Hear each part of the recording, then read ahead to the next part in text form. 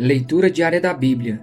Hoje, dia 16 de maio de 2024, iremos ler os capítulos 17, 18, 19 e 20 de 1 Crônicas. A promessa de Deus a Davi, capítulo 17. O rei Davi já morava em seu palácio quando, certo dia, disse ao profeta Natã: "Aqui estou eu, morando num palácio de cedro, enquanto a arca da aliança do Senhor permanece numa simples tenda." Natã respondeu a Davi: "Faze o que tiveres em mente, pois Deus está contigo." E naquela mesma noite Deus falou a Natã: "Vá dizer ao meu servo Davi que assim diz o Senhor: não é você quem vai construir uma casa para eu morar. Não tenho morado em nenhuma casa desde o dia em que tirei Israel do Egito, mas fui de uma tenda para outra, e de um tabernáculo para outro.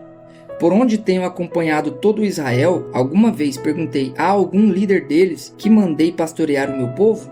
Por que você não me construiu um templo de cedro? Agora, pois, diga ao meu servo Davi: assim diz o Senhor dos Exércitos: eu o tirei das pastagens, onde você cuidava dos rebanhos, para ser o soberano sobre Israel, o meu povo. Sempre estive com você por onde você andou, e eliminei todos os seus inimigos. Agora eu o farei tão famoso quanto os homens mais importantes da terra, e providenciarei um lugar para Israel, meu povo, e os plantarei lá, para que tenham seu próprio lar e não mais sejam incomodados.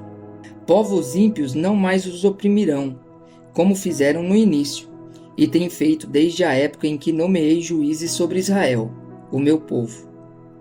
Também subjugarei todos os seus inimigos. Saiba também que eu, o Senhor, estabelecerei para você uma dinastia. Quando a sua vida chegar ao fim e você se juntar aos seus antepassados, escolherei um dos seus filhos para sucedê-lo e eu estabelecerei o reino dele. É ele quem vai construir um templo para mim, e eu firmarei o trono dele para sempre. Eu serei seu pai, e ele será meu filho. Nunca retirarei dele o meu amor, como retirei de Saul. Eu o farei líder do meu povo e do meu reino para sempre. Seu reinado será estabelecido para sempre." E Natã transmitiu a Davi tudo o que o Senhor lhe tinha falado e revelado. A oração de Davi. Então o rei Davi entrou no tabernáculo, assentou-se diante do Senhor e orou: "Quem sou eu, ó Senhor Deus? E o que é a minha família para que me trouxesses a este ponto? E como se isso não bastasse para ti, ó Deus, tu falaste sobre o futuro da família deste teu servo. Tens me tratado como um homem de grande importância, ó Senhor Deus.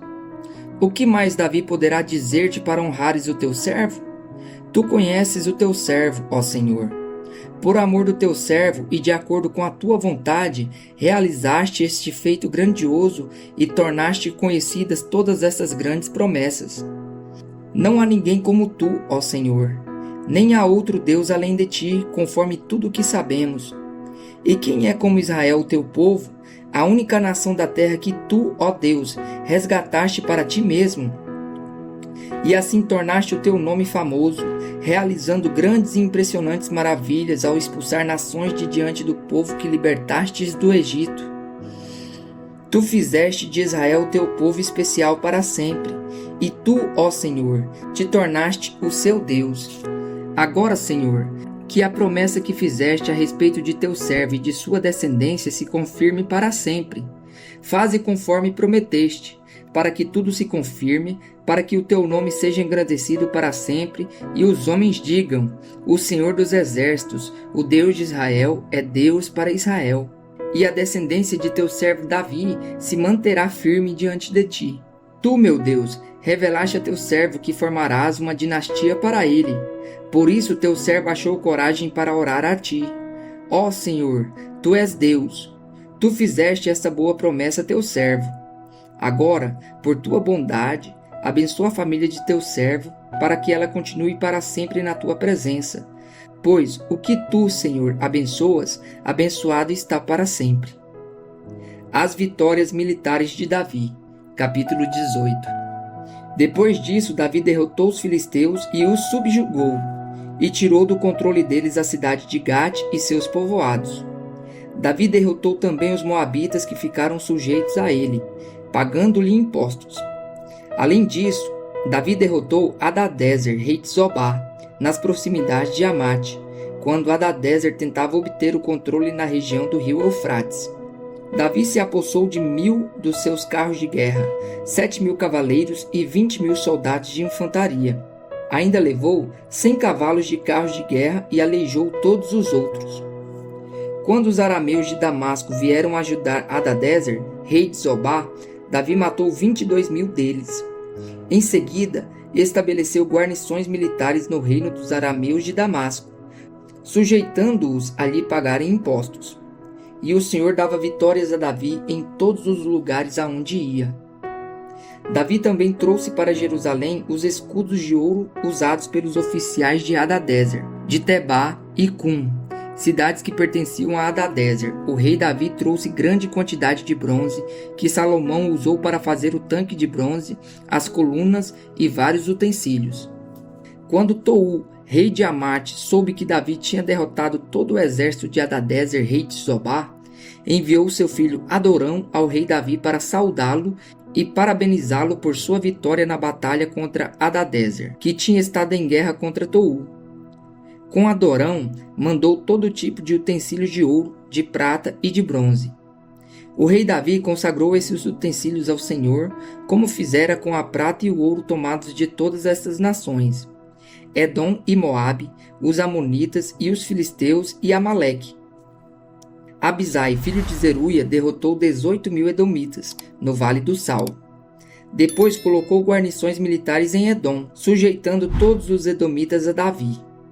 O Senhor dava vitórias a Davi em todos os lugares aonde ia. Os oficiais de Davi. Davi reinou sobre todo Israel, administrando o direito e a justiça a todo o seu povo. Joabe, filho de Zeruia, era comandante do exército. Josafá, filho de Ailud, era o arquivista real. Zadok, filho de Aitube, e Aimeleque, filho de Abiatar, eram sacerdotes. Sauzá era secretário. Benaia, filho de Joiada, comandava os queretitas e os peletitas, e os filhos do rei Davi eram seus principais oficiais. A guerra contra os amonitas, capítulo 19. Algum tempo depois, Naás, rei dos amonitas, morreu, e seu filho foi o seu sucessor. Davi pensou: serei bondoso com Hanum, filho de Naás, porque seu pai foi bondoso comigo. Então Davi enviou uma delegação para transmitir a Hanum seu pesar pela morte do pai. Mas quando os mensageiros de Davi chegaram à terra dos amonitas para expressar condolências a Hanum, os líderes amonitas lhe disseram: achas que Davi está honrando teu pai ao enviar mensageiros para expressar condolências? Não é nada disso. Davi os enviou como espiões para examinar o país e destruí-lo. Então Hanum prendeu os mensageiros de Davi, raspou-lhes a barba, cortou metade de suas roupas até as nádegas e mandou-os embora. Quando Davi soube disso, enviou mensageiros ao encontro deles, pois havia sido profundamente humilhados, e mandou dizer-lhes: fiquem em Jericó até que a barba cresça, e então voltem para casa. Vendo Hanum e os amonitas que tinham atraído sobre si o ódio de Davi, alugaram da Mesopotâmia, de Arã, Maaca e de Zobá, carros de guerra e condutores de carros, por 35 toneladas de prata. Alugaram 32.000 carros e seus condutores. Contrataram o rei de Maaca com suas tropas, o qual veio e acampou perto de Medebá. E os amonitas foram convocados de suas cidades e partiram para a batalha. Ao saber disso, Davi ordenou a Joabe que marchasse com todo o exército. Os amonitas saíram e se puseram em posição de combate na entrada da cidade, e os reis que tinham vindo posicionaram-se em campo aberto. Vendo Joabe que estava cercado pelas linhas de combate, escolheu alguns dos melhores soldados de Israel e posicionou-os contra os arameus. Pôs o restante dos homens sob o comando de seu irmão Abisai e posicionou-os contra os amonitas. E Joabe disse a Abisai: se os arameus forem fortes demais para mim, venha me ajudar. Mas, se os amonitas forem fortes demais para você, eu irei ajudá-lo. Seja forte e lutemos com bravura pelo nosso povo e pelas cidades do nosso Deus, e que o Senhor faça o que for de sua vontade. Então Joabe e seus soldados avançaram contra os arameus, que fugiram dele. Quando os amonitas viram que os arameus estavam fugindo de Joabe, também fugiram de seu irmão Abisai e entraram na cidade. Assim Joabe voltou para Jerusalém. Ao perceberem os arameus que haviam sido derrotados por Israel, enviaram mensageiros para trazer arameus que vinham do outro lado do Eufrates, e Sofaque, o comandante do exército de Hadadezer, veio à frente deles. Informado disso, Davi reuniu todo Israel e atravessou o Jordão. Avançou contra eles e formou linhas de combate defronte deles. Mas, começando o combate, eles fugiram de diante de Israel, e Davi matou 7.000 dos seus condutores de carros de guerra e 40.000 dos seus soldados de infantaria. Também matou Sofaque, o comandante do exército deles. Quando os vassalos de Hadadezer viram que tinham sido derrotados por Israel, fizeram a paz com Davi e se sujeitaram a ele. E os arameus não quiseram mais ajudar os amonitas. A conquista de Rabá, capítulo 20. Na primavera seguinte, na época em que os reis saem à guerra, Joabe conduziu o seu exército até a terra dos amonitas e a arrasou. Enquanto Davi ainda estava em Jerusalém, Joabe cercou Rabá, a capital, atacou-a e deixou-a em ruínas. Davi tirou a coroa da cabeça de Moloque, uma coroa de ouro de 35 quilos, ornamentada com pedras preciosas, e ela foi colocada na cabeça de Davi. Ele trouxe uma grande quantidade de bens da cidade e trouxe também os seus habitantes, designando-lhes trabalhos com serras, picaretas de ferro e machados. Davi fez assim com todas as cidades amonitas. Depois voltou com todo o seu exército para Jerusalém. Guerras contra os filisteus. Houve depois disso uma guerra contra os filisteus em Gezer.